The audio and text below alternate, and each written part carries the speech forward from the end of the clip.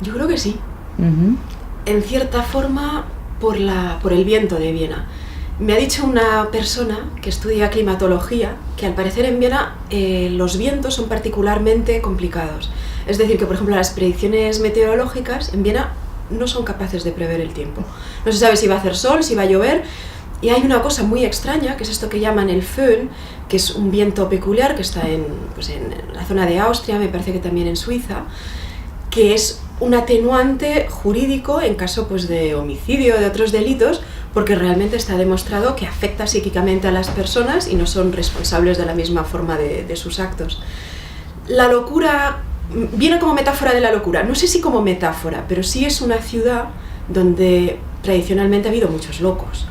Ahí, por ejemplo, pues creció Freud, y bueno, yo creo que ahí los estudios del alma, de la psique, siempre han estado más desarrollados que en otros lugares. Por algo será.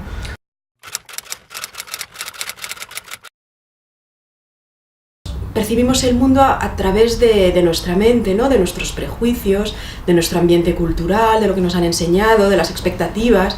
Entonces nadie ve el mundo tal y como es en sí mismo el mundo. Lo que vemos son fenómenos, ¿no? El mundo para nosotros. Y eso en el fondo es una ilusión. Entonces estamos viendo ilusiones y eso es estar loco, es vivir en una ilusión.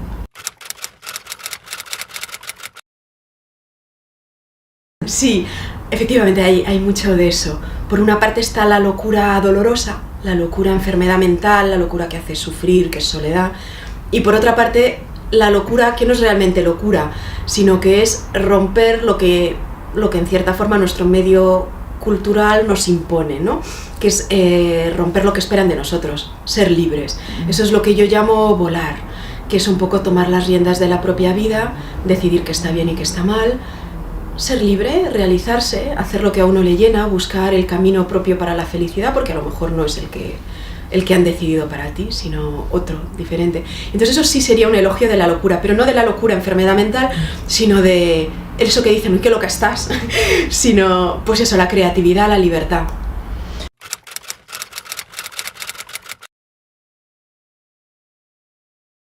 Sí, hay un trabajo previo, que es la cronología, son 6 meses. Es una novela totalmente cronológica, son los 6 primeros meses de los estudios de psiquiatría de Leonor en Viena. Y es una novela, Río, lo dices, porque en realidad tiene un final abierto, y es que el plan era hacerla más larga, porque los estudios de psiquiatría son bastante más largos, entonces es una evolución, son los 6 primeros meses, pero en realidad se podría continuar perfectamente.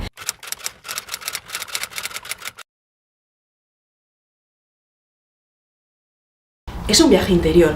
Ella estudia psiquiatría y lo que le interesa realmente es la mente humana. Y todo lo que hace en cierta forma durante la novela es mirarse a sí misma, porque a través de estos viajes, de estas experiencias, de estos viajes en el espacio, como tú bien señalabas, es un viaje interior en que ella está aprendiendo cosas sobre sí misma, sobre su estado mental, sobre sus estados anímicos, sobre lo que necesita, sobre su inestabilidad. Lo que buscamos todos, ser felices. Para ser realmente libre hay que desapegarse de ciertas cosas. Para mí eso es la herencia de prácticamente todas las disciplinas espirituales, o sea, en el cristianismo, en el budismo, en el hinduismo. Yo lo que he elegido es sobre todo la vía del yoga, pero sin cierto desapego simplemente es que no es posible la libertad. No tiene suficiente, digamos, perspectiva para poder volar, para poder emprender ese vuelo.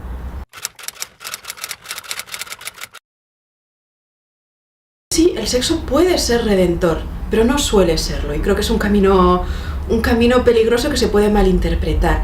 Eleonor lo prueba y ella lo descarta. O sea, no sé si recuerdas que ella hace un cursillo de tantra que le parece pues bastante tomadura de pelo, y luego va a una secta que también, pues digamos que pregona las virtudes del sexo redentor, le parece una experiencia enriquecedora, le abre la mente, aprende muchas cosas, pero tampoco le parece un camino que ella desee transitar. Entonces creo que es un poco un arma de doble filo. El sexo puede ser redentor, pero en general no suele serlo, y cada uno tiene que mirar en qué medida le sirve.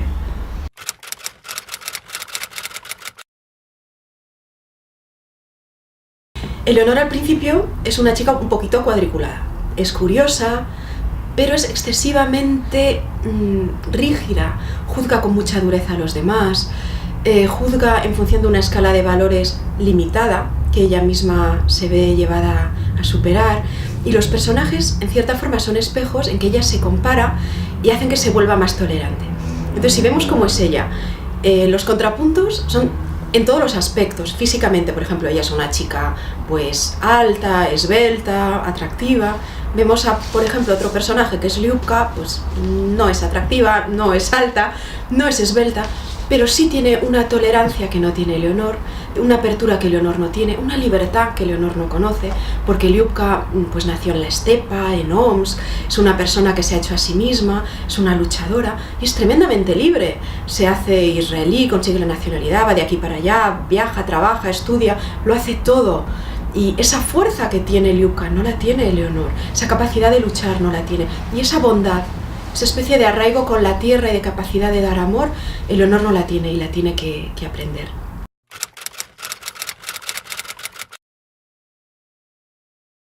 Estoy con una novela sobre Santa Teresa, Teresa de Jesús, y estoy feliz con ella. Es para La Esfera de los Libros, ya he entregado la primera versión, estamos corrigiendo, y se llama, bueno, pensamos que se va a llamar, porque esto todavía se puede modificar, Teresa la Mujer.